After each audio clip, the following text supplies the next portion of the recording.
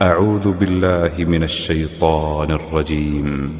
بسم الله الرحمن الرحيم. الرحمن علم القرآن خلق الإنسان علمه البيان الشمس والقمر بحسبان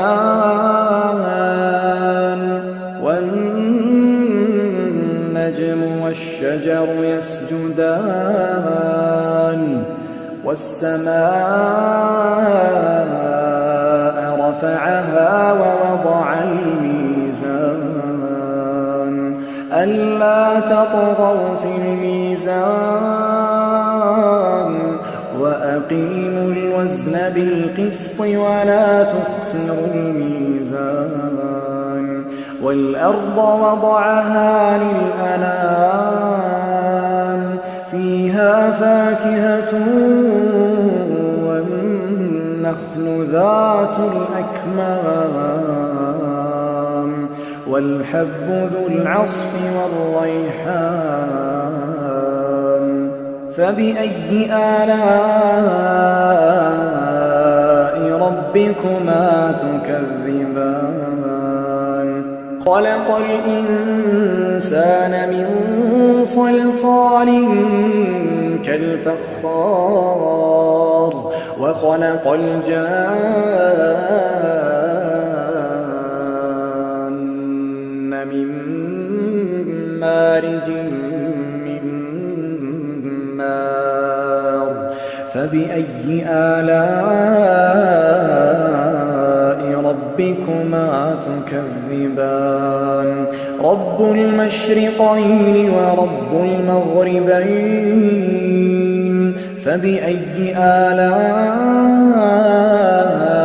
ربكما تكذبان مرج البحرين يلتقيان بينهما برزخ لا يبغيان فبأي آلاء ربكما تكذبان يخرج منهما اللؤلؤ والمرجان فبأي آلاء ربكما تكذبان وله الجوار المنشآت في البحر كالأعلام فبأي آلاء ربكما تكذبان كل من عليها فان كل من عليها فان ويبقى وجه ربك ذو الجلال والإكرام فبأي آلاء ربكما تكذبان يسأله من في السماوات والأرض كل يوم هو في شأن فبأي آلاء ربكما تكذبان سنفرغ لكم أيها الثقلان فبأي آلاء ربكما تكذبان يا معشر الجن والإنس إن استطعتم أن تنفذوا من أقطار السماوات والأرض فانفذوا لا تنفذون إلا بسلطان فبأي آلاء ربكما تكذبان يرسل عليكما شواظ من نار ونحاس فلا تنتصران فبأي آلاء ربكما تكذبان فإذا انشقت السماء فكانت وردة كالدهان فبأي آلاء ربكما تكذبان فيومئذ لا يسأل عن ذنبه إنس ولا جان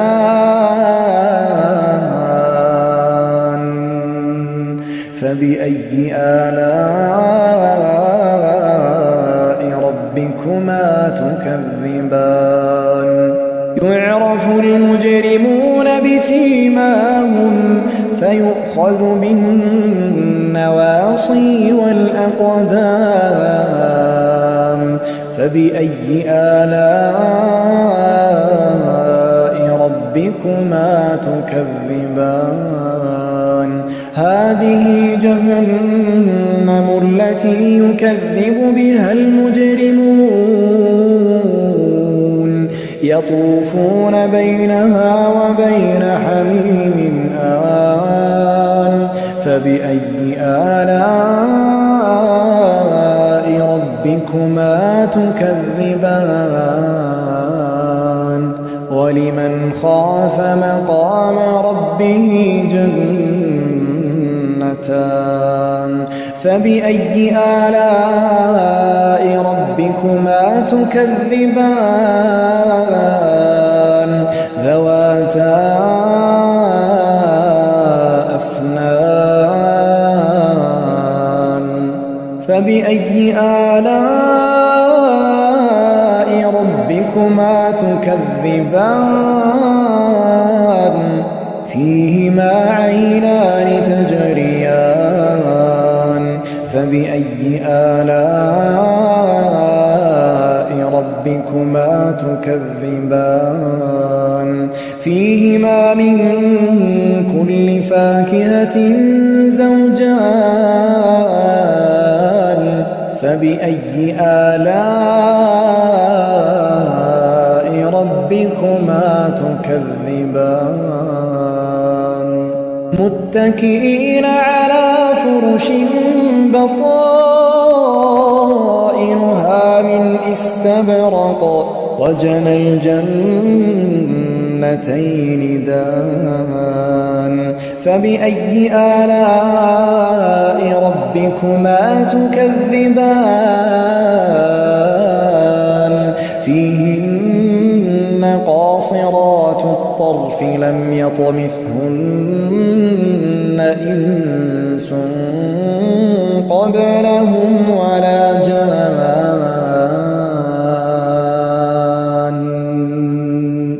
فبأي آلاء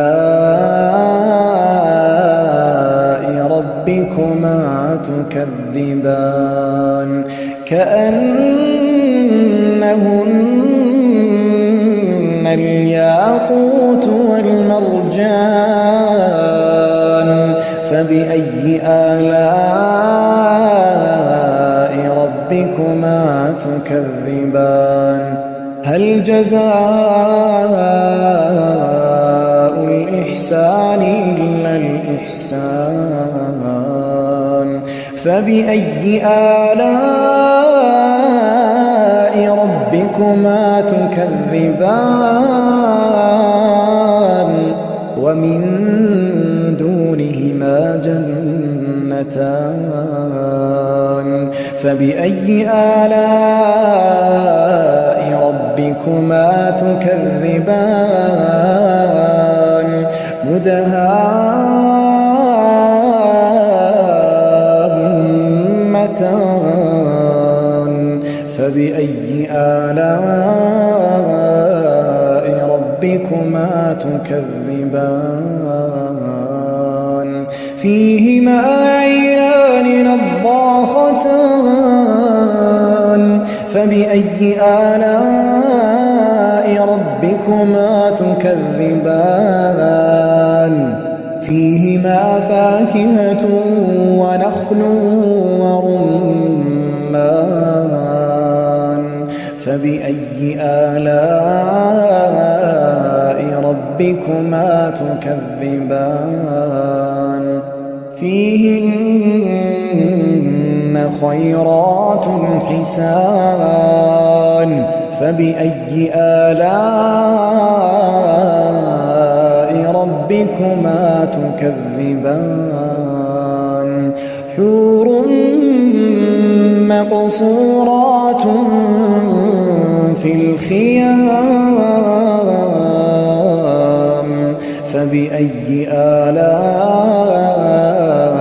ربكما تكذبان لم يطمثهن إنس قبلهم ولا جان